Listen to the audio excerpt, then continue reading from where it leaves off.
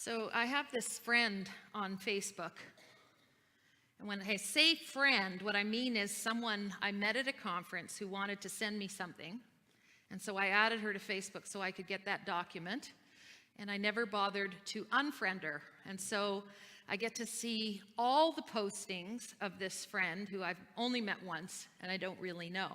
And maybe some of you don't know about Facebook, but basically you make a profile of yourself and and on the internet, on the screen, we call it your wall. You and other people can post things that you want the world to see. And sometimes people post, look what I'm having for dinner, which I don't care what you're having for dinner. But I'm like, okay, like. You have the opportunity to like something.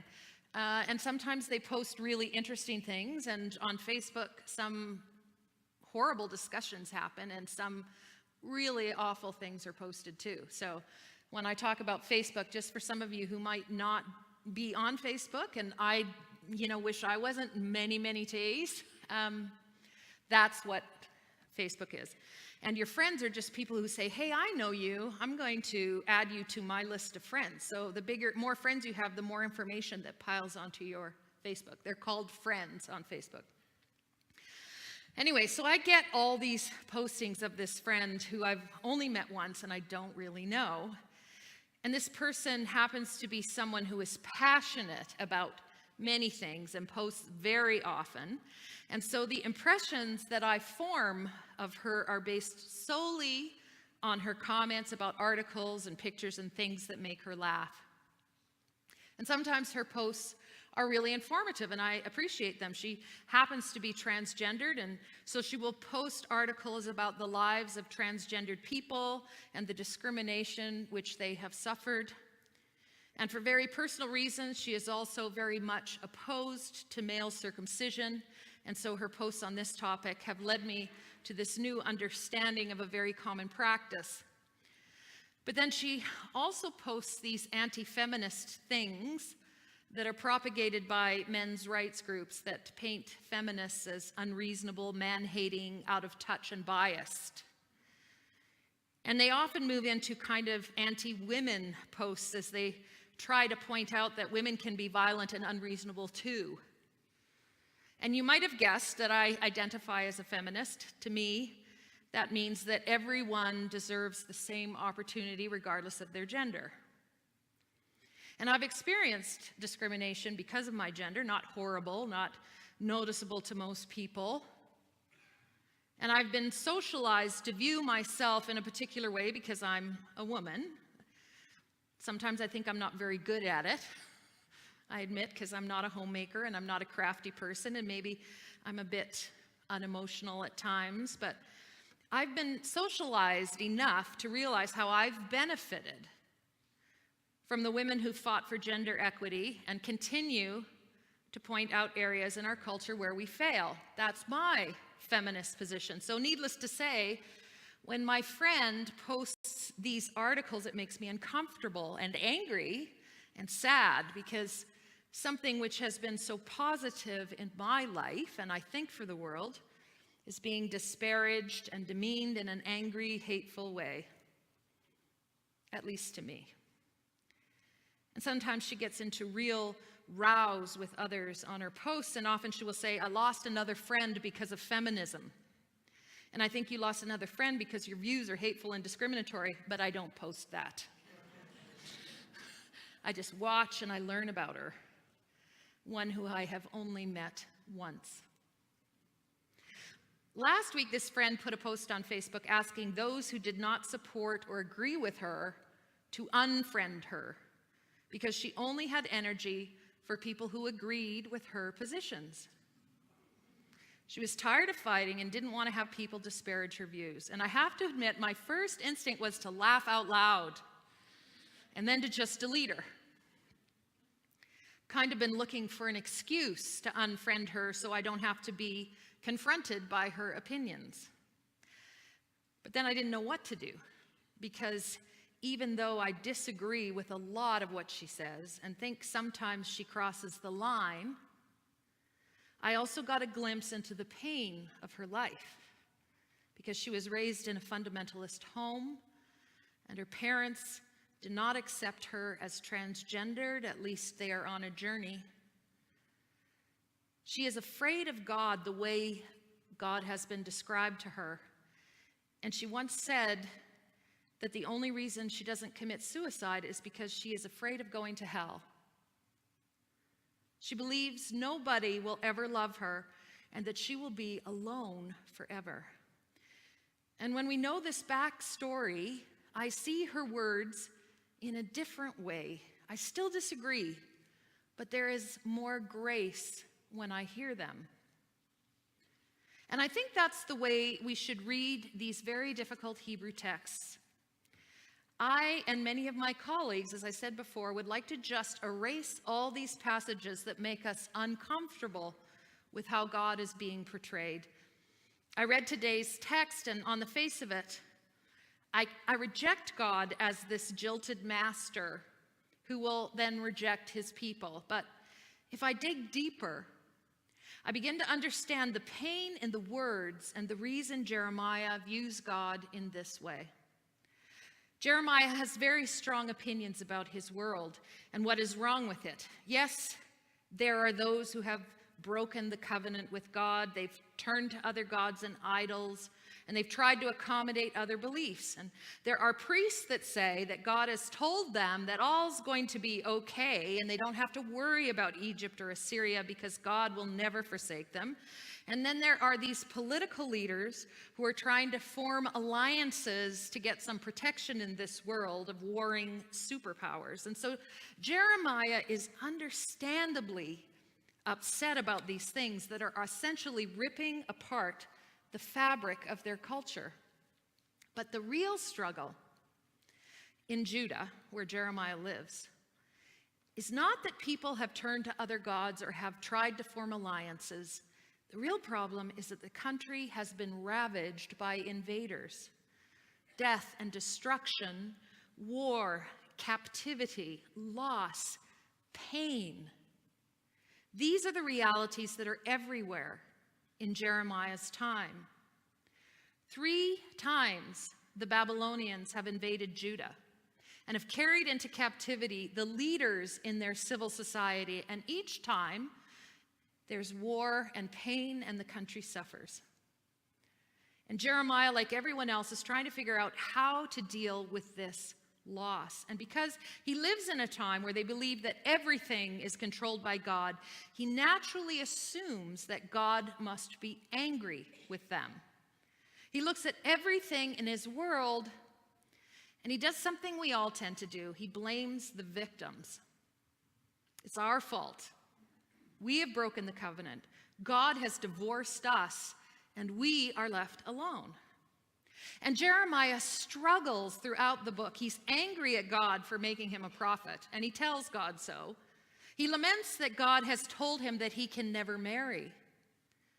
He is alone in his ranting, and he is often arrested and abused. And in many ways, his life and his struggles are a symbol for what is going on all around him.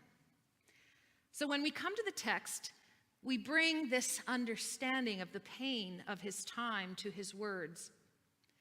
Jeremiah and the people are trying to make their world small and manageable, to block out all the things they disagree with, because the outside forces are too much to deal with. They want to make God small too,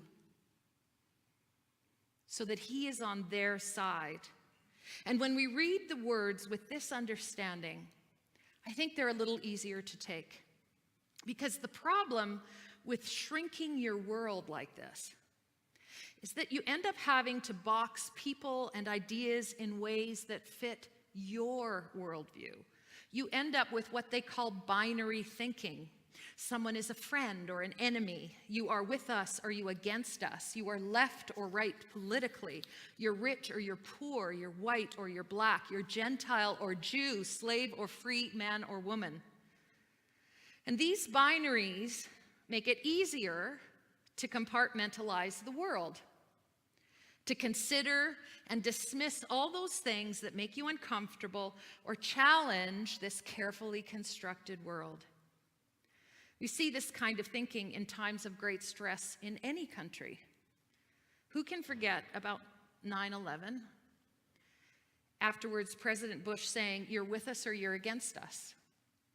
And he used words like the axis of evil. And there seemed to be this need to destroy the enemy so that the country could feel powerful again.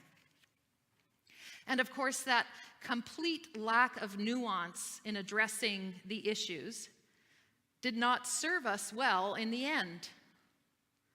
Many say the morass that is the Middle East can be traced back to that invasion of Iraq and that binary thinking that had them dismiss everyone who was aligned with Saddam Hussein and in the government, even those who were responsible for maintaining civil society.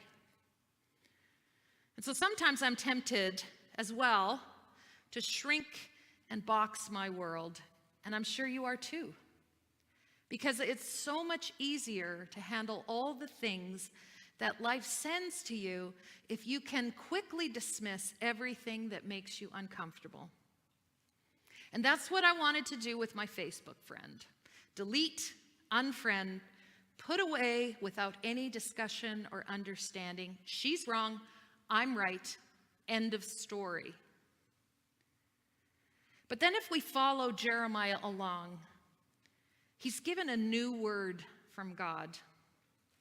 I like to think that Jeremiah opened up his box, that he felt a bit safer, that he started to heal, and his pain began to lessen, and he could look at the world in a new and maybe more graceful way. It was a difficult transition. If you read Jeremiah, there's so much turmoil and confusion and violence and pain. But as he opened the box and went into the pain and processed what was happening, God became new for him. The punishing, angry God who is slowly transformed into this God who keeps promises, who formed a covenant, who will never forsake the people, even though all seems to be lost. So in chapter 29, Jeremiah sends a letter to those who have been taken to Babylon, and he tells them, you know what? Settle down in your new homes. You better plant some vines and try to prosper because you're not coming home anytime soon. Tough words. But then he shares these words that he has from God.